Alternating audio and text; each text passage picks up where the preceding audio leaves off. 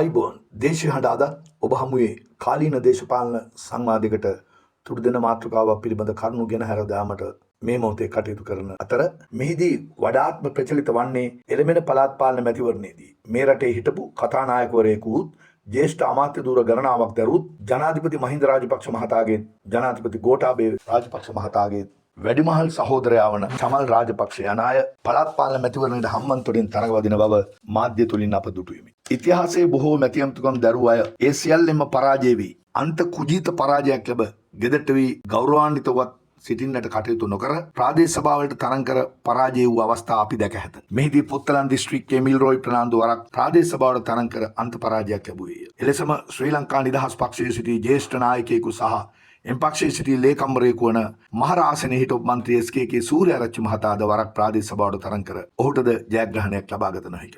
ඇමති ධූරයෙන් පරාජය වී ගෙදර ඇරපු කෙනෙකුට නැවත ප්‍රාදේශ සභාවක් ලබා දෙන්නට තරම් මේ රටේ ජනතාව මන්දබුද්ධික නැත. එවන් පසුගිය අතීතයක් තිබුණත් ඒ පිළිබඳව නිසි අධ්‍යයනයක් නොකර චමල් රාජපක්ෂ මහතා වයස අවුරුදු 82ක් වෙලත් ප්‍රාදේශ සභා තරඟ කරන්නට සිතන්නේ ඔහුගේ මානසිකත්වයේ ඇති දුර්වලතාවයක් නිසාද එසේ නැත්නම් ඔහු වටේ සිටින මෝඩයින් විසින් දෙන ලබන උපදෙස් නිසාදයි අප නොදනිමි. චමල් රාජපක්ෂ දැන් සිටිය යුත්තේ දේශපාලනයෙන් සමු අරගෙන නිවසට වී වැඩිහිටියෙකු ලෙස තරුණයන්ට ගුරුහරුකමක් දීමට හැකිනම් ඔවුන් පිළිගන්නේ නම් ඒ ගුරුහරුකම් දීම පමණි. අද වෙනකොට ජාතික ලැයිස්තුවට මන්ත්‍රී ධුරයක් ලබාගෙන පැමිණි නාමල් රාජපක්ෂද එදා පාර්ලිමේන්තුවට තරඟ නොකරේ තමන් තරඟ කරා නම් අන්ත කුජීත පරාජයක් ලැබෙන බව ඔහු කල්තියා දුටු නිසාය.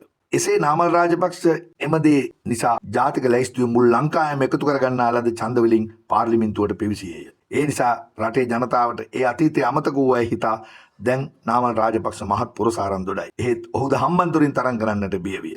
යන්තම් පාර්ලිමේන්තුවට ගිහිල්ලා ඔහු පුරසාරම් දෙඩුවත් නැවත රාජපක්ෂවරු මේ රටේ බලයට පත් කරන්නට රටේ ජනතාව සූදානම් නැත. එම නිසා චමල් රාජපක්ෂ මැතිතුමනි ඔබ දේශපාලන පිටියේදී රාජපක්ෂවරු අතර එතරම්ම මඩගොහරුවක් නොහු චරිතයක් ලෙස රටේ ජනතාව දකිමි. ඒත් රාජපක්ෂ නාමයට යලි ඡන්දයේදී බලයට පත් කිරීමට මේ රටේ ජනතාව සූදානම් නැත. එම නිසා චමල් රාජපක්ෂ මැතිතුමනි මේ මෝඩ ක්‍රියාව නොකර දේශපාලනයෙන් සමු අරගෙන නිවසේ සිටින ලෙස ඔබට ලාංකීය පුරවැසියන් වශයෙන් අප ගෞරවයෙන් ඉල්ලා සිටිමි. චමල් රාජපක්ෂ මැතිතුමනි රටේ තුන්වෙනි පුරවැසියා වූ ඔබ ප්‍රාදේශ සභාවක මන්ත්‍රී ධූරයක් අභියස දඟලන්නේ ඇයි? පෙරේතකමද ගිජුකමද කියා ජනතාව අසයි. මේ පිළිබඳව දෙවරක් නෙවෙයි 10 වරක් හිතන්න කියමින් දේශීය හඬ මේ මොහොතේ తాවකාලිකව නතර වෙමි. බොහොම ස්තුතියි.